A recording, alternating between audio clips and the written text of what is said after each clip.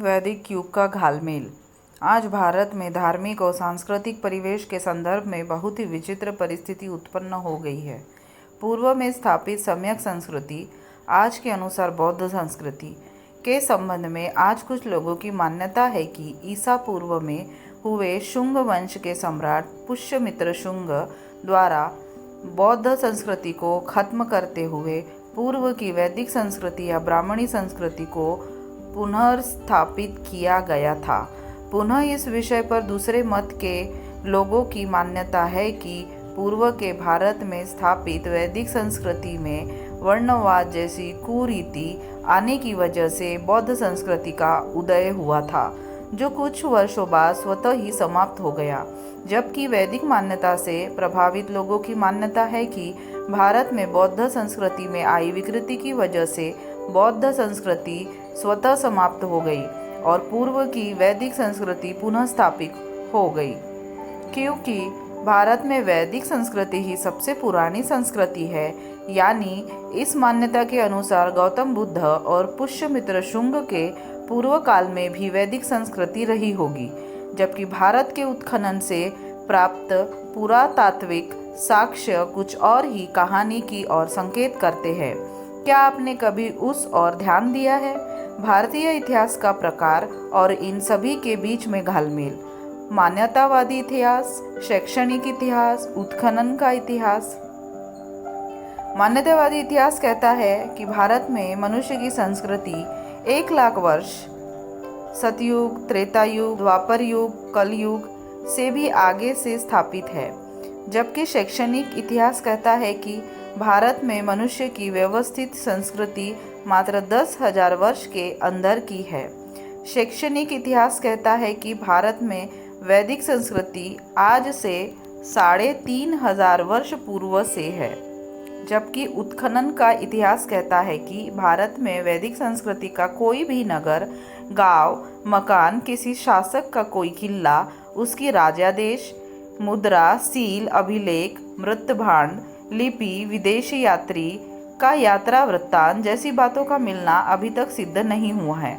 उत्खनन का इतिहास कहता है कि भारत में बौद्ध संस्कृति के सभी साक्ष्य आज उत्खनन द्वारा जमीन के नीचे से मिले हैं, जबकि ब्राह्मणी वैदिक मान्यता वाली सभी संस्कृति का साक्ष्य जमीन के ऊपर से मिला है।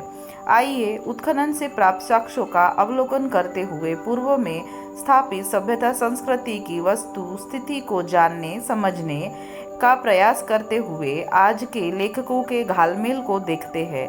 आज आपको सिर्फ भारत में खुदाई से प्राप्त उन साक्ष्यों का ध्यान पूर्वक अवलोकन करने की जरूरत है। सर्वप्रथम आपको शुंग काल से पूर्व के प्राप्त अवशेषों को देखना होगा कि सच में पुष्यमित्र शुंग ने पूर्व के किसी बौद्ध स्थल को नष्ट किया गया था या फिर पूर्व के अधिकांश बौद्ध स्थलों को सुरक्षा प्रदान करते हुए उनमें से कुछ एक बौद्ध स्थलों का पुनरुद्धार करते हुए उन्हें नए रंग रूप में सुसज्जित भी किया था। दूसरा, उसने सत्ता और राजनीतिक मजबूरी के चलते पक्ष विपक्ष में रहे किन्हीं खास लोगों की हत्या की थी या समूचे भारत में रह रहे बौद्ध मतावलंबियों की भी हत्या कर दी थी।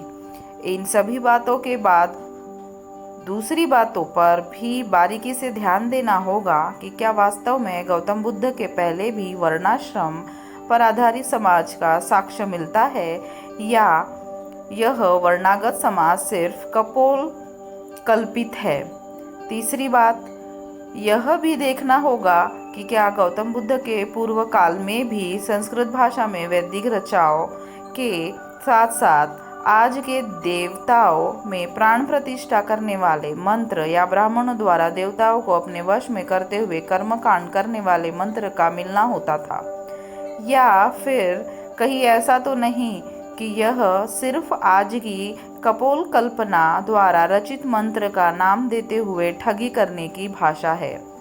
चौथी बात, यह भी प्रमुखता से देखना होगा कि क्या वैदिक सभ्यता का मूलाधार देवी देवता की मूर्तियां है। अगर देवी देवता की मूर्तियां है तो क्या ये सभी देवी देवता की मूर्तियां ईसा पूर्व के भारत में भी मिलती थी? अगर नहीं मिलती थी तो इन सभी का बनना कब और किस आधार पर हुआ है? आज का प्रमाण तो इन सभी मूर्तियों का निर्माण ब्रिटिश भारत के समय स्थापित गीता प्रेस में कार्यरत चित्रकारों की कल्पना की बुनियाद पर प्रमाणित होता है। अगर इस बात पर किसी को आपत्ति है तो गीता प्रेस की स्थापना से पूर्व वैदिक पात्रों का चित्र दिखाया जाए। पांचवी बात कुरीति से संबंधित है।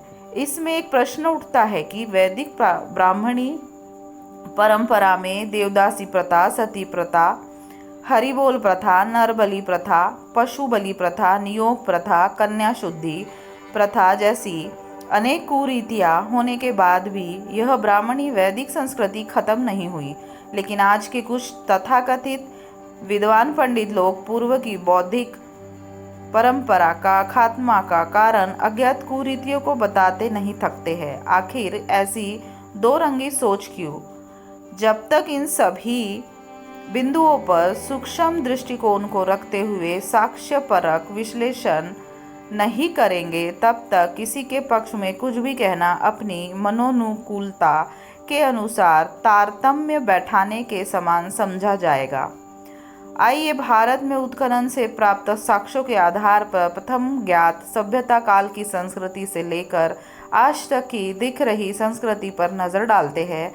लेकिन इस उत्खनन युक्त साक्ष्य का अवलोकन करने से पूर्व अगर किसी उदाहरण के द्वारा किसी सभ्यता और संस्कृति का खात्मा या रूपांतरण होने वाली घटना के घालमेल को समझने के लिए उद्धत किया जाए तो शायद इस कल्पित कहानी को समझने में काफ़ी सहायता मिलेगी, क्योंकि कभी-कभी कोई बात उदाहरण से बिल्कुल स्पष्ट हो जाती है।